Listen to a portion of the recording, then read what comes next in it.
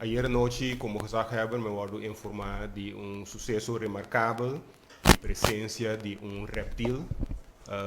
com tintura característica de lo que nós chamamos na papimento, caimão. E nessa hora nós vai over na toma decisão para ser a área aqui para segurança do rende e segurança do visitante. Voor de momento não é a organização de Stinapa está em full swing para controlar a situação e chegar a mais informação tocante de animal aqui e também para poder chegar na identificação de que sorte de animal nós está dizer. Naturalmente, me quer uma petição mais, esperando que a área será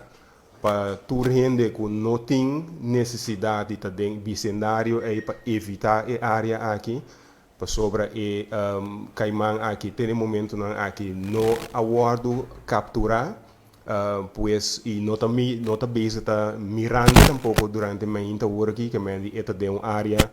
de mangrove não me compreender que está difícil para spot. E parte importante estava só uma pergunta também dan que vai suceder ora capturar a bestia aqui, pero toda informação é que vai suceder com ele, tinha a ver também que sorte de animal nós para dizer se está uma espécie protegida eta e se está uma espécie protegida eta o processo lo vai estar outro. Pero dentro do cenário, lo qual, como gezagheber, está de suma importância para mim, com segurança de trabalhador de Sinapa, segurança de turende que frequentar a área aqui, para esse deporte aquático, com a segurança está garantida. Pois o risco para ter vítima humano, em caso aqui, lo guardo ter a lo mínimo,